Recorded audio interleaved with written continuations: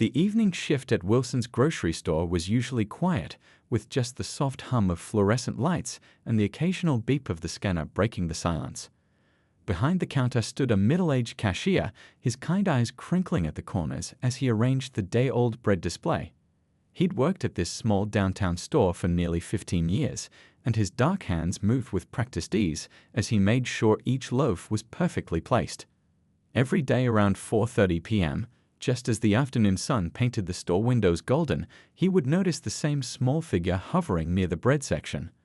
The boy couldn't have been more than 10 years old, with worn-out sneakers that were a size too big and a backpack that had seen better days. At first, the cashier thought nothing of it. Kids often stopped by after school for snacks. But there was something different about this one. The boy would always come alone, counting coins in his palm with intense concentration. His clothes, while clean, showed signs of wear, the kind that comes from being washed too many times in harsh laundromat machines. The cashier recognized these signs all too well. They were the same ones he'd carried himself 30 years ago. One particularly busy Thursday, as the rush hour crowd thinned out, the boy approached the counter. His small hands trembled slightly as he placed a loaf of day-old bread on the counter, carefully counting out coins one by one. "That's 75 cents, he said quietly, his voice barely above a whisper. The cashier watched as the boy's fingers moved slowly, counting the pennies and nickels. Some were tarnished, others still somewhat shiny, but all had clearly been collected with great care. The total came to 68 cents, 7 cents short. Instead of pointing out the shortage, the cashier smiled warmly. "You know what? Day-old bread is on special today. It's actually only 50 cents. The boy's eyes widened slightly, a mix of relief and suspicion crossing his face. The cashier pretended to type something into his register, making it look official. As he handed back the extra change, he noticed a small tear in the boy's jacket sleeve, hastily sewn up with uneven stitches, the kind of repair job a child might attempt on their own. The cashier felt a familiar ache in his chest. He'd done similar repairs himself long ago, when asking for help wasn't an option. The next day, the cashier decided to make a small change to his routine. He set aside a fresh loaf of bread, still warm from the morning delivery, and kept it near his register. When the boy appeared at his usual time, shuffling between the aisles with his handful of coins, the cashier called out gently, "Hey there, we've got a special promotion today. Would you like to try our fresh bread? Same price as the day old." The boy froze for a moment, like a startled deer, before slowly approaching the counter. His eyes darted between the cashier's face and the fresh loaf, trying to spot the catch. The cashier simply smiled and wrapped up the bread, pretending to ring it up at the day-old price. As days turned into weeks, the cashier began to notice more details about his young customer. The boy always came alone, but sometimes he would glance over his shoulder as if checking for someone. His backpack, despite its worn appearance, always contained schoolbooks. The cashier could see them through the half-broken zipper. Despite his circumstances, the boy was still attending school, still trying to maintain some normalcy in his life. The cashier started adding little extras, a banana here, an apple there, always with the same explanation: "It's on special today." He never made a big show of it, never drew attention to what he was doing. He remembered how pride could hurt more than hunger sometimes. One rainy afternoon, as thunder rolled outside and the store was nearly empty, the boy lingered longer than usual. The cashier noticed him studying a help wanted sign in the window, his small face serious and thoughtful. It was then that the boy spoke more than his usual few words. Do you think they'd hire my mom?" he asked hesitantly, his voice carrying a weight no child should have to bear. "She's really good at math, and she always worked in offices before." The cashier's heart tightened at the before, such a small word that could hold so much loss, so much change. He carefully placed another apple in with the bread, today's special, buying himself time to find the right words. "You know what? Why don't you tell me a bit more about your mom's experience? I've been here a long time, and I know a lot of people in the area who are hiring." He kept his voice casual, non-threatening, like they were discussing the weather. The boy shifted his weight from one foot to the other, clutching his backpack strap. "She used to work with numbers all day. Big important numbers," she said.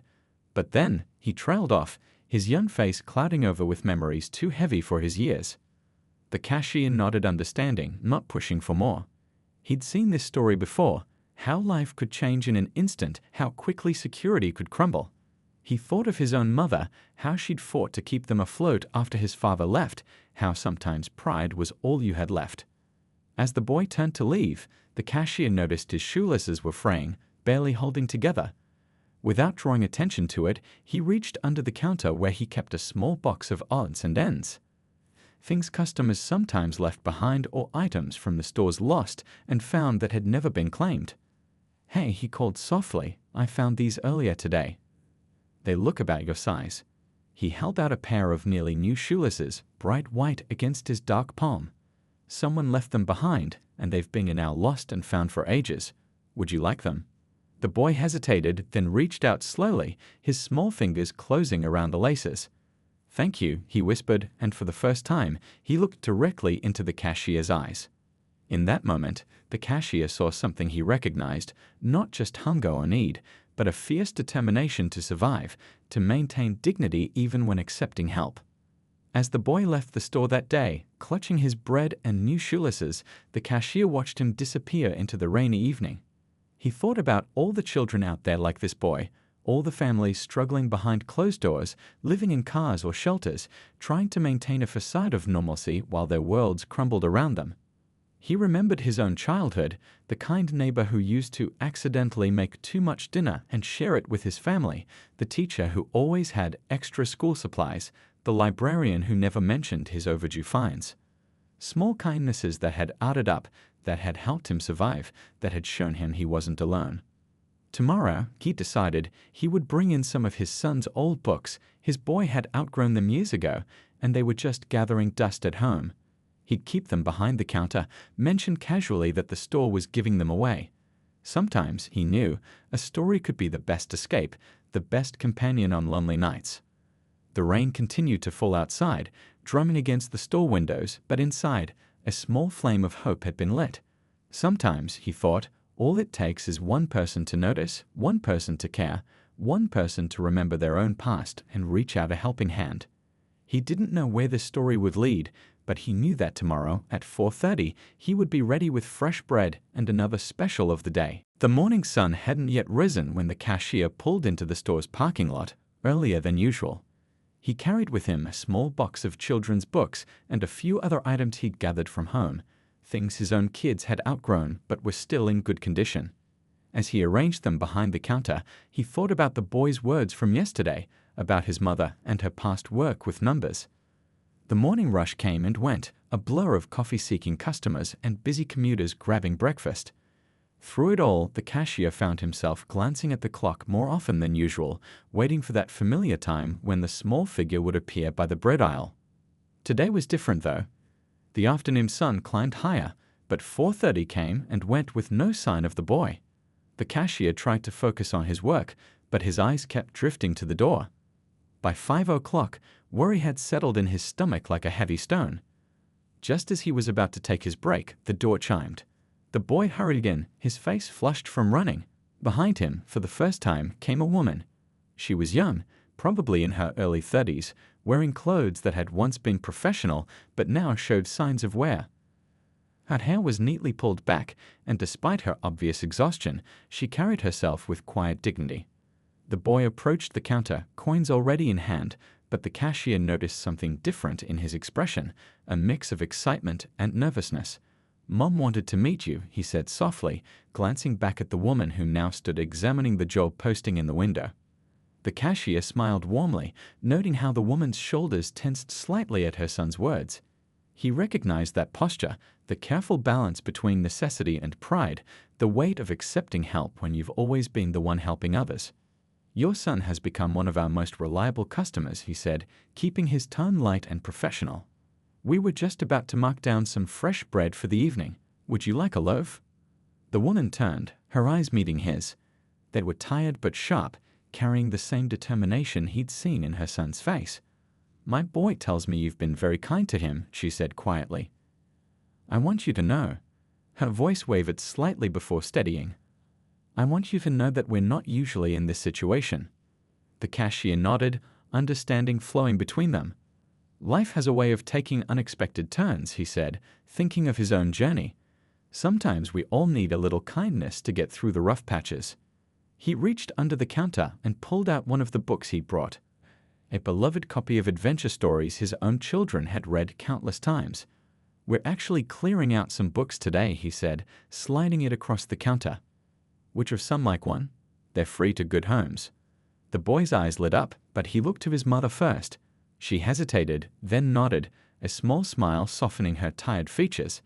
As the boy eagerly examined the book, the cashier noticed the woman studying the help wanted sign again. You know, he said carefully, bagging up their bread along with some fruit he'd marked down. I couldn't help but overhear yesterday that you have experience with numbers. Accounting, perhaps. The woman straightened slightly, professionalism briefly overtaking exhaustion.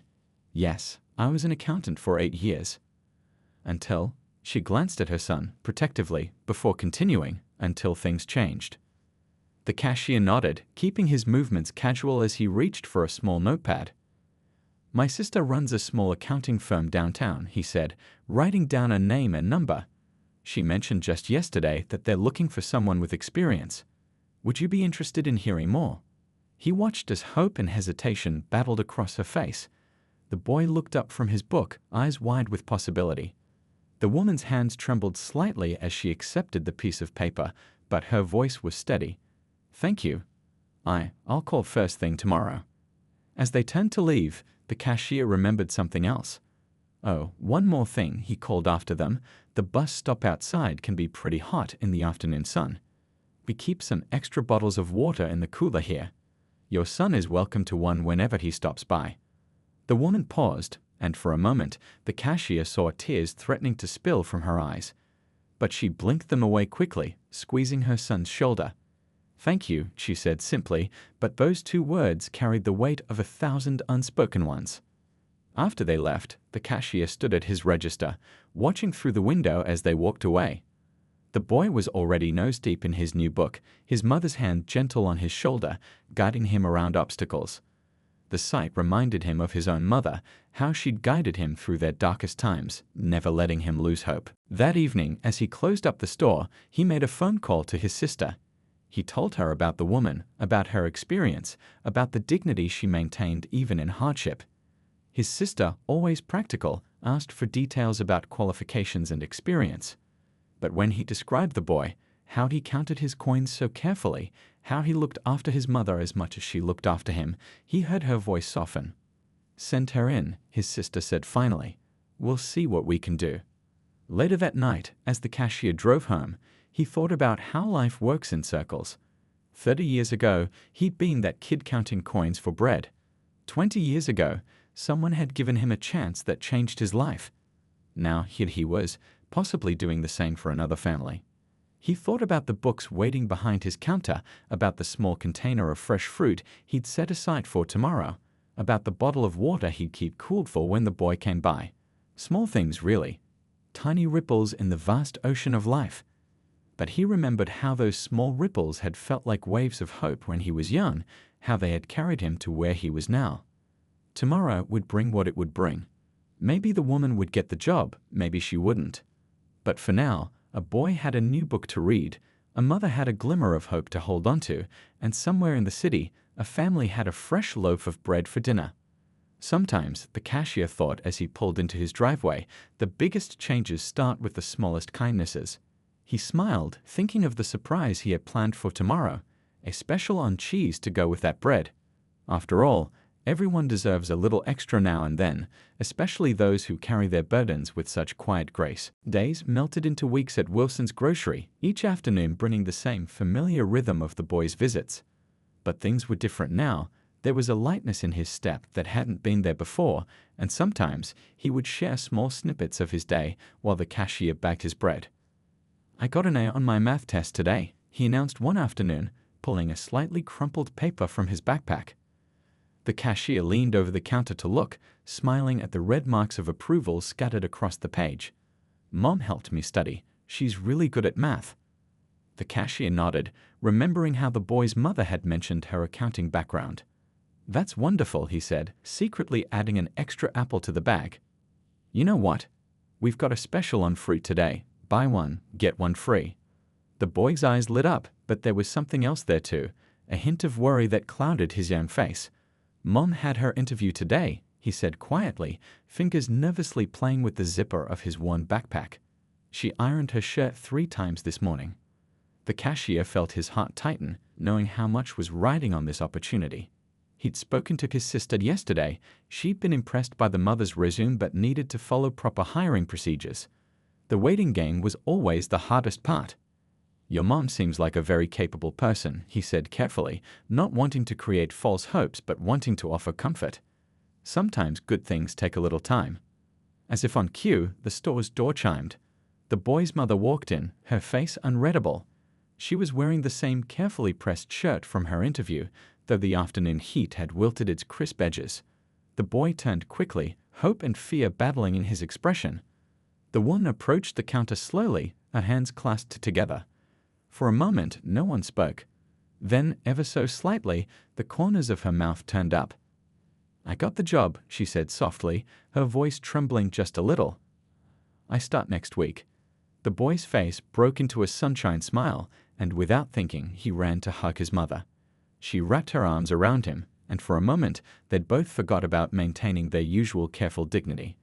The cashier pretended to be very busy with his register, giving them their moment. "Your sister," the woman said, looking up at the cashier. "She's a good person." She said, she paused, swallowing hard. "She said they could advance me part of my first month's salary.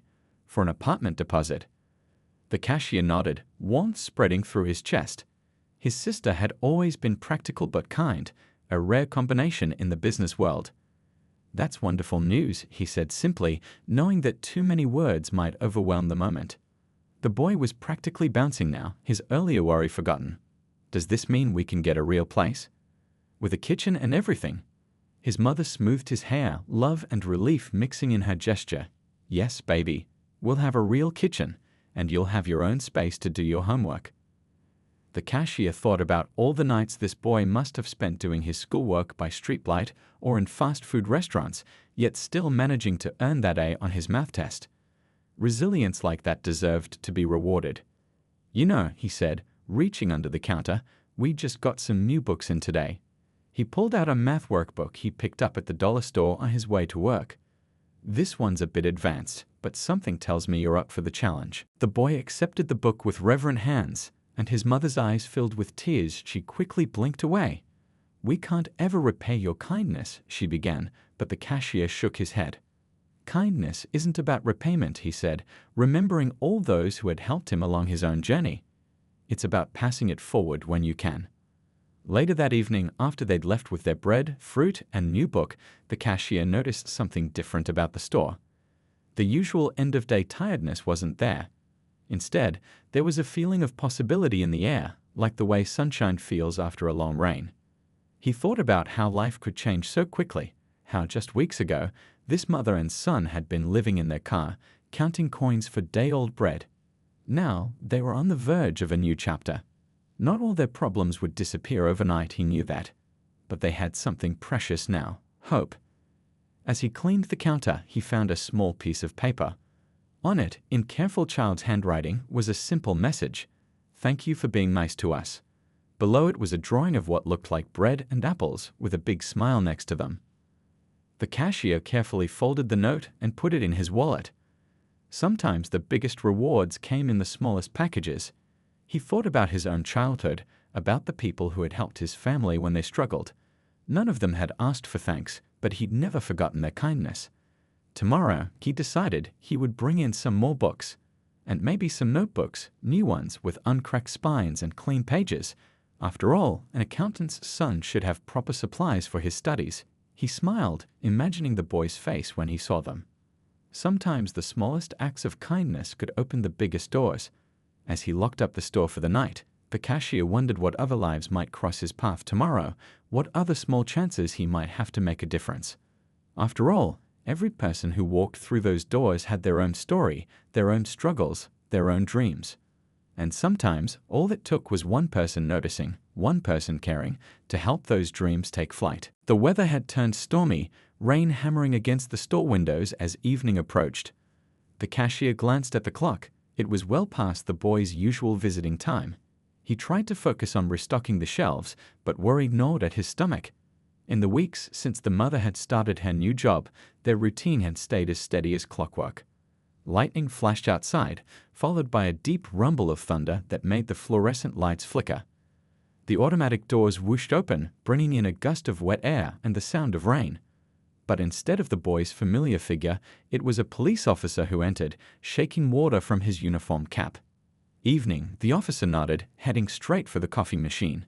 The cashier returned the greeting, his mind still on his young friend's unusual absence. As he rang up the officer's coffee, another crack of thunder shook the building. "Nasty night," the officer commented, adding sugar to his cup. "Just came from a medical emergency down on Oak Street. Lady collapsed at work. Accounting firm, I think." He took a sip of coffee, not noticing how the cashier's hands had frozen over the register. Which accounting firm?" the cashier asked, trying to keep his voice steady. "The one next to the bank. Poor kid was there too. Guess he usually waits for his mom after school. Good thing the aunt could come pick him up while they took the mother to County General." The cashier's heart seemed to stop for a moment. Without thinking, he reached for his car keys under the counter. Then reality hit. He couldn't just leave the store. He had 3 more hours on his shift and no one to cover for him. The next few hours crawled by like molasses. Every time the door opened, he looked up hopefully, but it was never the boy or any news about his mother. Finally, at closing time, he quickly counted down his register and locked up, his mind already mapping the quickest route to County General. The hospital's emergency room was crowded, fluorescent lights harsh against tired faces. At the information desk, he realized he didn't even know the mother's last name. How could he have never asked? But just as despair was setting in, he heard a familiar voice. "It's the bread man." The boy emerged from around a corner, dark circles under his eyes but relief evident on his face. Behind him came a woman who must have been his aunt, looking exhausted but managing a small smile. "She's okay," the boy said quickly, seeing the worry on the cashier's face. "The doctor said it was just exhaustion and low blood sugar. She didn't eat lunch because she was trying to finish a big project." The cashier felt his shoulders relax slightly. The boy continued, words tumbling out. "She didn't want to take breaks because she wanted to prove she deserved the job. She's been staying late every night, trying to catch up on everything." The aunt touched the boy's shoulder gently. "Your mother's always been like that, trying to carry the whole world on her shoulders." A nurse appeared then, clipboard in hand. "Family of room 204, she called. "She's awake now and asking for her son." The boy looked torn, glancing between the nurse and the cashier. "Go on," the cashier said softly. "Your mom needs you."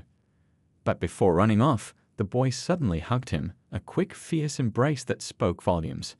Then he was gone, following the nurse down the corridor, his aunt close behind. The cashier sat heavily in one of the waiting room chairs, emotions washing over him.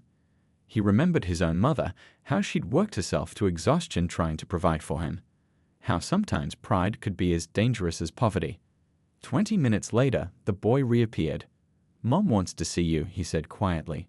"She's kind of mad that I made such a big fuss, but," he shrugged, a gesture too old for his young shoulders. Room 204 was dim, lit only by a small lamp. The mother lay in bed, looking small against the white sheets but already sitting up straighter, trying to maintain dignity even here. An IV line ran into her arm, but her eyes were clear and alert. "I'm so sorry," she began, but the cashier held up his hand. "No apologies needed," he said firmly. "But maybe we need to talk about letting people help sometimes." She looked down at her hands, twisting the hospital bracelet around her wrist. I wanted to prove I could do it all. Be the mother he deserves, be the employee your sister needs." "You already are," the cashier said gently. "But even the strongest people need to take care of themselves." He reached into the plastic bag he brought from the store, bread, fruit, and something else. He pulled out a framed photograph his sister had shown him earlier that day, the accounting team's picture from their last office celebration. In it, the mother was smiling, standing proud among her colleagues. "My sister says you're the best hire she's made in years," he said, placing the photo on her bedside table. "She also says you need to start using your lunch breaks properly." He smiled, remembering his sister's exact words. Tell her she's too valuable to lose to something as silly as skipping meals. Tears welled up in the mother's eyes. The boy climbed onto the bed beside her, careful of the ivy line, and she pulled him close. I was so scared, he whispered. When you fell. I know, baby. I'm sorry. She looked up at the cashier. Thank you. For coming. For everything. Family looks after family, he said simply, surprising himself with the words. But they felt right. Over these weeks, these two had become more than just customers. They were part of his story now, just as he was part of theirs. The nurse came back then, announcing that visiting hours were ending. As the cashier turned to leave, the boy called after him, Will you come back tomorrow? Mom has to stay overnight for observation. Of course, he said, already planning to bring some books and maybe a deck of cards. Try to get some rest, both of you.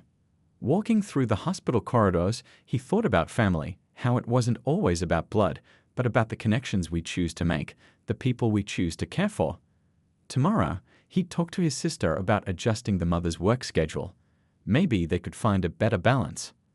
Outside, the storm had passed. Stars peeked through breaking clouds, and the air smelled clean and new. Sometimes, he thought, it takes a storm to clear the air, to remind us what really matters. And sometimes, it takes a crisis to remind us that we're not meant to walk through life alone. Morning sunlight streamed through the hospital window as the cashier walked into room 204, carrying a paper bag filled with fresh pastries from the bakery next to the store. He'd come in early, before his shift, wanting to check on the mother and son. The scene that greeted him brought a smile to his face. The boy was curled up in the chair beside the bed, fast asleep with an open book across his lap. His mother sat up in bed, looking better than she had the night before. Some color returned to her cheeks. She pressed a finger to her lips, nodding toward her sleeping son. He refused to go home with his aunt, she whispered. Said he needed to make sure I actually rested. A mix of love and guilt crossed her face. Some mother I am, making my child worry like this. The cashier set the bag down quietly and pulled up another chair. Actually, he said softly, I think it shows what a good mother you are. He loves you enough to want to take care of you too. She wiped away a tear that had escaped down her cheek. The doctor says I can go home today, but I need to take it easier at work. Her hands twisted in the blanket. I'm worried your sister will think I can't handle the job. The cashier smiled, remembering his conversation with his sister last night. Actually, I just talked to her. She's already reworked the schedule. You'll be doing 4 days in the office and 1 day working from home. Same salary, he added quickly, seeing her start to protest. She says it's more efficient this way, something about better work-life balance for the whole team. The boy stirred then, the book sliding from his lap. The cashier caught it before it hit the floor. It was the math workbook he'd given him, pages now dog-eared from use. The boy blinked awake, immediately looking at his mother. You're looking better, he said seriously, in that adult way children sometimes have. Then his nose twitched. Is that? Are those cinnamon rolls? The cashier laughed, opening the paper bag. Figured you both could use a proper breakfast. And look what else I brought. He pulled out a small chess set. Thought we might need something to pass the time until the doctor comes. As they shared breakfast, the mother talked about her new job, not just the challenges, but the good parts too. How her colleagues had welcomed her, how satisfying it felt to use her skills again.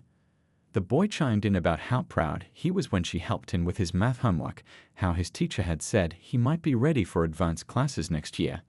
Speaking of school, the cashier said carefully, setting up the chess pieces, my sister mentioned something else. The company has an education support program for employees' children. Tutoring, summer programs, that sort of thing. The mother's hand froze halfway to a chess piece. We couldn't possibly. It's not charity, the cashier said firmly. It's an investment. The company believes in supporting families. Besides, he smiled at the boy, who was already studying the chessboard intently. Something tells me this young man could teach the tutors a thing or two about determination. As they played chess, the boy revealed a natural talent for strategy. His moves were careful, thought out, just like how he counted his coins for bread all those weeks ago. The mother watched them play, and gradually, the worry lines around her eyes softened. The doctor arrived mid-game, bringing discharge papers and instructions.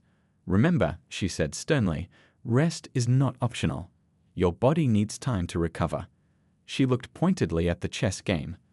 Though I see you're already learning to slow down and think things through. While the mother changed into her clothes, the cashier and the boy packed up the chess set. Mom's really going to be okay? The boy asked quietly, his voice small but hopeful. Yes, the cashier assured him. And you know what? It's okay to remind her sometimes that it's all right to take breaks, to accept help. He paused, then added, that goes for you too, you know. You don't have to be strong all the time. The boy nodded, then said something that caught the cashier off guard. Is that what you learned? When you were like us? The cashier blinked in surprise. How did you?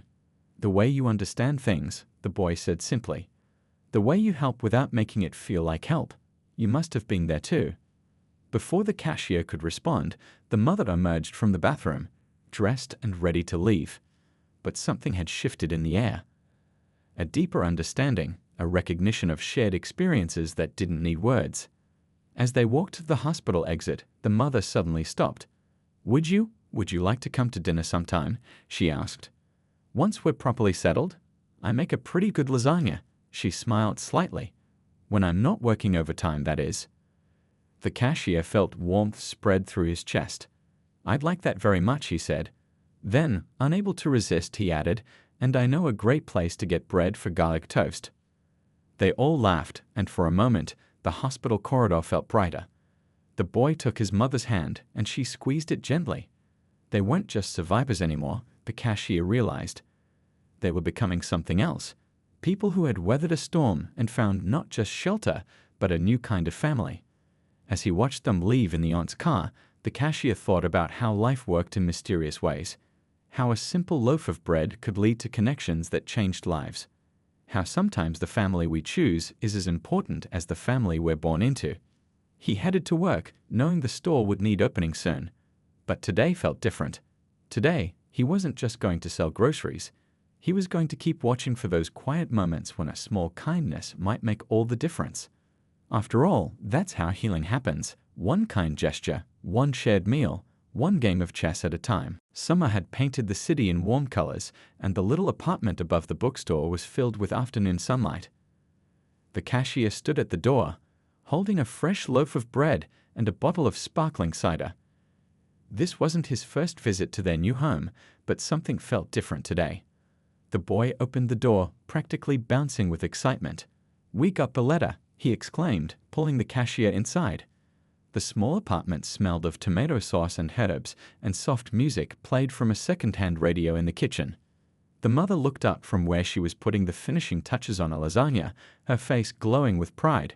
Show him, she encouraged her son, who was already reaching for an envelope on the counter. The letter was printed on school letterhead, crisp and official. The cashier read it carefully, his smile growing wider with each line. Advanced Placement Program, he read aloud. Full scholarship for the summer enrichment classes. He looked at the boy, who could barely contain his joy. This is incredible. It's because of the tutoring program at Mom's work, the boy explained, but his mother shook her head. It's because you worked hard and never gave up, she corrected gently, sliding the lasagna into the oven. The tutoring just helped you show what you were capable of all along. The cashier set his offerings on the small kitchen table, a table he'd helped them find at a local thrift store, which they'd refinished together one weekend. It wasn't fancy, but it was solid and real, like the new life they were building. This calls for a celebration, he said, holding up the sparkling cider. The boy rushed to get glasses while his mother set the timer for the lasagna. As they settled around the table, the cashier noticed small changes in the apartment since his last visit. New curtains made from cheerful fabric, a small potted herb garden on the windowsill, homework papers proudly displayed on the refrigerator. Tell him about your other news, the mother prompted, pouring the cider. The boy's face lit up again. I'm going to volunteer at the library this summer, he announced. They have a program where kids help younger children with reading. The librarian says I can earn community service credits for school. The cashier felt his heart swell with pride. Just months ago, this boy had been counting pennies for bread. Now here he was, thinking about helping others. That's wonderful, he said. You know, I used to love going to the library when I was your age. Really? The boy leaned forward eagerly. Was that, was that when things were hard for you too? The mother started to shush him, but the cashier shook his head. It's okay, he said softly. Yes, that was during the tough times. The library was my safe place. The librarians never minded if I stayed all day, reading and doing homework. They even let me help shelve books sometimes. A comfortable silence fell, filled with understanding. Then the boy spoke again, his voice thoughtful. Mom says we should always remember where we came from, so we can help others who are there now. The mother wiped a tear from her cheek, trying to hide it by checking the lasagna. I think it's almost ready, she said, her voice slightly husky. As they ate dinner, they talked about their plans. The mother had been promoted to team lead at work, handling bigger clients now. The boy chatted about his upcoming summer programs and his ideas for the library volunteering. The cashier shared stories about his own journey, opening up in a way he rarely did with anyone else. You know, the mother said as they cleared the dishes together, we're thinking of starting a weekend tradition. Sunday dinners like this. Would you like to be part of that? The cashier felt something catch in his throat. I'd be honored, he managed to say. The boy, drying dishes nearby, beamed. And you have to bring bread every time, he declared. It's not the same without your bread. They all laughed, but there was truth in it too. That bread had been the beginning of their story, the first thread in the tapestry they were weaving together. Later, as the sun began to set, they sat in the small living room. The boy was showing them his plans for organizing the children's reading program, complete with detailed schedules he'd drawn up himself. The mother watched him with pride, occasionally adding suggestions. The cashier noticed how she seemed more relaxed now, more confident in her role as both mother and professional. You know what I was thinking? The boy said suddenly, looking up from his papers. Maybe we could start a little free library outside the grocery store. For kids who need books but can't get to the big library easily. The cashier and the mother exchanged glances, both recognizing the deeper meaning behind his words. He wanted to help other children who might be in the situation he'd been in. That's a wonderful idea, the cashier said. I'll talk to the store owner about setting up a space. And I can help design a budget for buying books, the mother added. Make it a proper project. The boy grinned, already sketching out ideas for the library box. As they brainstormed together, the cashier looked around the cozy apartment. A year ago, none of this would have seemed possible. Now here they were, planning ways to help others, building something meaningful together. When it was time to leave, the boy hugged him tightly. See you next Sunday, he said confidently. The mother smiled, squeezing his hand. Thank you for being part of our family, she said simply. Walking home under the summer stars, the cashier thought about how life could surprise you. How sometimes the simplest acts of kindness could grow into something so much bigger. He thought about the little free library they would build, about future Sunday dinners, about all the possibilities that lay ahead. And he realized that while he'd started out trying to help them, they had given him something precious too. A reminder that family isn't always about blood. Sometimes it's about bread and books and believing in each other. Sometimes it's about finding people who understand your story because they've lived chapters of it themselves. The little free library outside Wilson's grocery had become a neighborhood landmark. Its bright blue paint, carefully chosen by the boy, stood out cheerfully against the brick wall. Today, as autumn leaves danced in the breeze, the cashier watched through the store window as a young girl carefully selected a book, a mother counting coins nearby. The sight brought back memories from a year ago of another child counting coins for bread. Now, as he restocked the shelves, he heard the familiar chime of the door opening. The boy bounded in, wearing a neat school uniform and carrying a folder full of papers. Guess what? He called out, excitement making his words tumble over each other. Remember that essay I wrote about someone who changed my life? The one about you and the bread and everything. The cashier nodded, remembering how the boy had asked permission to write about their story for a school competition. It won first place. The boy held up a certificate proudly. And there's more. They want to publish it in the local newspaper. They say it's an inspiring story about community and hope. Before the cashier could respond, the door chimed again. The boy's mother walked in, looking professional in her work clothes, but with the same warm smile she'd always had. Did you tell him? She asked her son, who nodded enthusiastically.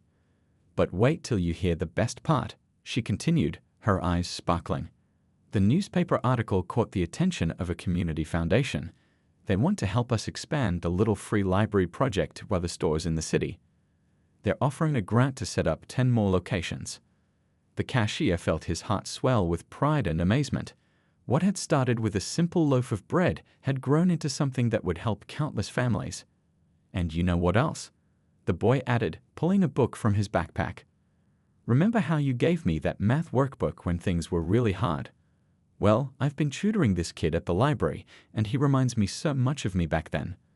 I thought maybe we could add some workbooks to the library too. The mother put her arm around her son's shoulders, her eyes misty. He's been saving his allowance to buy books for the library, she explained. Says he wants to make sure other kids have the same chance he got. The cashier had to turn away for a moment, pretending to adjust something on the shelf as he blinked back tears. When he turned back, he saw the boy arranging his latest donation on the library shelves, a mix of storybooks and academic workbooks, all carefully chosen. Oh, and don't forget to tell him about your new job, the boy prompted his mother. She smiled, straightening her jacket. The firm is expanding, she said. They've made me head of the new community outreach program. We're going to provide free financial literacy workshops for families in need. She paused, then added softly, I thought maybe you'd like to help. Share your story. Show people that hard times don't last forever. The cashier thought about his own journey, about all the people who had helped him along the way. I'd be honored, he said. You know, someone once told me that kindness isn't about repayment, it's about passing it forward. The boy looked up from arranging books. That was you, he said. You told us that in the hospital, remember? They all laughed, remembering how far they'd come from those difficult days. The mother checked her watch. They needed to get to their regular Sunday dinner, a tradition that hadn't been broken once in the past year. Don't forget the bread, the boy reminded him, as if the cashier ever would. It had become their inside joke, their special connection. As they walked to the car together, they passed the young girl and her mother from earlier, still looking at books in the little free library. The boy paused, then approached them carefully. The adventure books on the second shelf are really good, he said kindly. And if you need help with math, there are some great workbooks too. The young girl looked up shyly, while her mother watched with grateful eyes. The cashier and the boy's mother exchanged glances, both recognizing the moment for what it was, the circle of kindness continuing, growing, spreading. Later that evening, as they sat around the dinner table in the apartment that now truly felt like home, the cashier listened to the boy reading excerpts from his award-winning essay. Sometimes the biggest changes start with the smallest acts of kindness, he read. Like a loaf of bread, or a math book, or someone simply taking the time to care. And sometimes, when we help others, we don't just change their lives, we create a whole new kind of family. The mother wiped away tears as she served the lasagna, now perfected after countless Sunday dinners. The apartment was filled with warmth, love, and the smell of fresh bread.